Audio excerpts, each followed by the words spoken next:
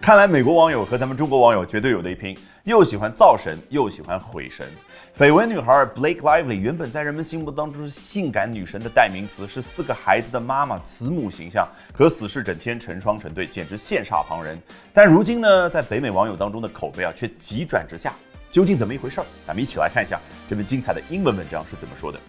Gossip Girl fame Mama 4 and the cutesy wife of Ryan Reynolds has maintained a somewhat flawless image in the public up until now. 3重身份加持的这位女演员，此前在公众心目当中维持的是一个 somewhat flawless image， 近乎于无瑕疵的一种形象。不过 up until now， 你看它放在末尾的部分去强调，就相当于我们中文所说的俱往矣。接下来看来要急转直下了。不过我们先来看一下她的3重身份吧。Gossip Girl fame 绯闻女孩这个名声加持 ，Mama 4 4个小孩的妈妈，以及说 The cutesy wife of Ryan Reynolds 死侍我们都已经这样去称呼这个男演员了。他的那个娇气吗？怎么翻译都不对。这个 cute 和 cutesy 区别可大了啊！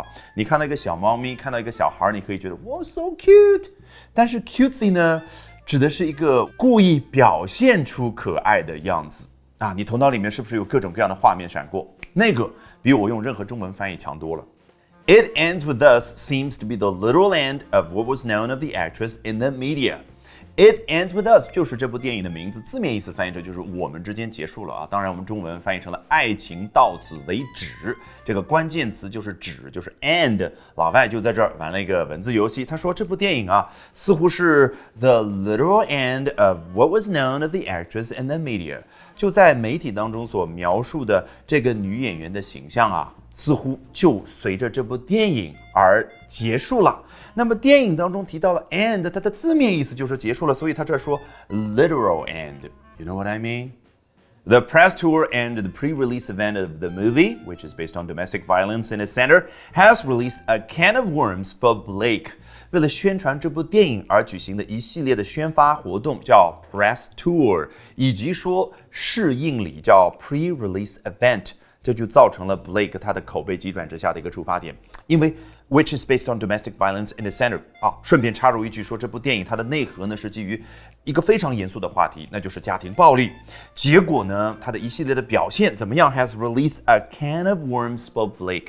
对绯闻女孩布雷克而言呢，释放出了一整罐的蚯蚓。这个 worm， 老外的第一印象就是像蚯蚓这样的无脊椎的，或者说没有壳的那种虫子。那我们中国人说虫子还有另外一种有壳的那种昆虫，老外呢叫 bugs。那结合一罐子蚯蚓释放出来的画面感，你当然很容易就明白，老外用它来打比方，就是会造成一系列后发的各种各样复杂的问题。Social media users have accused her of being evasive and not interested in the subject matter of the film. 果然，她的一系列表现就导致社交媒体上的那些网友呢，就说她，就指责她。注意 ，accuse somebody of doing something， 不一定非得指法律意义上说我控告某个人怎么怎么样。不要把 accuse 和中文的控告完全划等号，而是可以表达严厉的指责就严厉指责这个家伙好像在接受采访的时候 evasive 避重就轻因为来自于 evade 的这个动词就逃避。我问你一个严肃的话题，这部电影关于家庭暴力你怎么看？他不回答，他在那儿开玩笑，是不是？而且呢，这部电影本身它主演它的主题 subject matter 就家庭暴力，似乎这个女演员完全不感兴趣。A resurfaced interview with Blake from 2016 has also added fuel to the fire. 熟悉的一幕来了吧？他们开始毁神，把2016年的那段采访都已经重新挖出来了。只不过老外没有表达挖，他说的是这段重新浮出水面的采访。A resurfaced interview 怎么样？无异于火上浇油。老外也有这个表达叫 added fuel to the fire。提醒一下，是 fuel 表达的是燃油。而 oil 呢，老外印象当中一般是像厨房里面那种 olive oil， 顶多呢像机油叫 engine oil。In the interview, Blake, joined by her co-star Parker Posey, appears to take offense when the interviewer congratulates Blake on her baby bump. 在8年前的这段采访视频当中 ，Blake 坐在他旁边的是和他一起出演的叫 Parker Posey。那么在主持人去恭喜 Blake 当时身怀6甲的情况之下呢，他却 take offense。这个 offense 有没有很熟悉？假设我接下来要提醒你，你那个拉链没拉，我会跟这个老外怎么礼貌的说，No offense, but your flyer's open。